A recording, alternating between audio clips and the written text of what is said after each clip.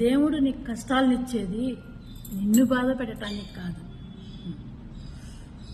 నీతో ఎంతమంది నిజాయితీగా ఉన్నారు, మరెంతమంది నటిస్తూ ఉన్నారు అని నీకు తెలియజేయటం కోసం.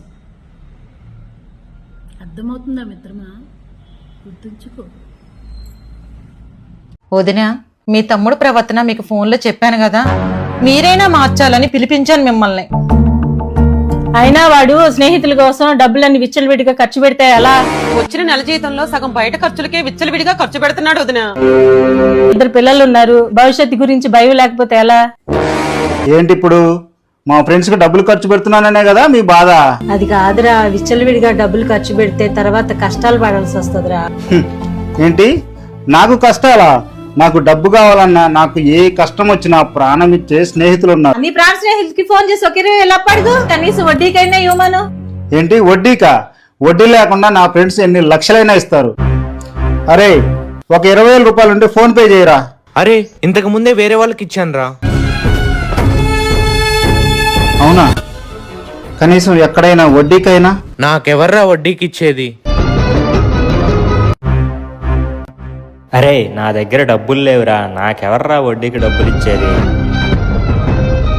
వాళ్ళ దగ్గర డబ్బులు లేవంటే వీరు నమ్ముతారా? నమ్మను కళ్యాణి. డబ్బుని పొదుపు చేస్తే ఆపదలో ఉన్నప్పుడు ఆ డబ్బే మనల్ని, మన కుటుంబాన్ని కాపాడుతుందండి.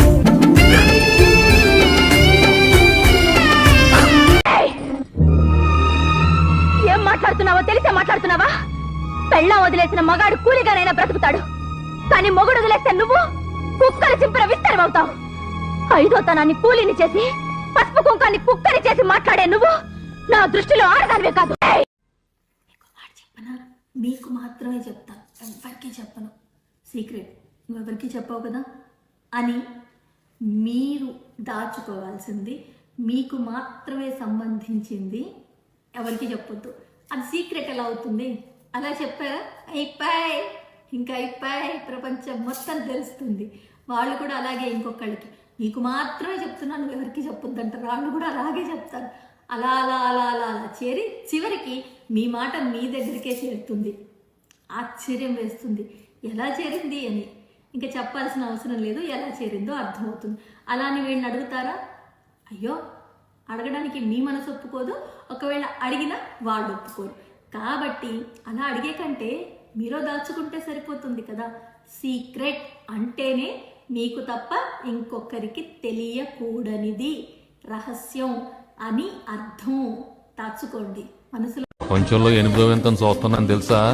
ఒక రోజు మిల్క్ ఇంకో రోజు మిల్క్ తాగుతుంది. చాలే, నేను ఎలా ఉన్నాను? ఆసమే. ఏంటి అంతా సింగునా? చదువురాని మొత్తం. సారీ బా, లవ్ యూ బా.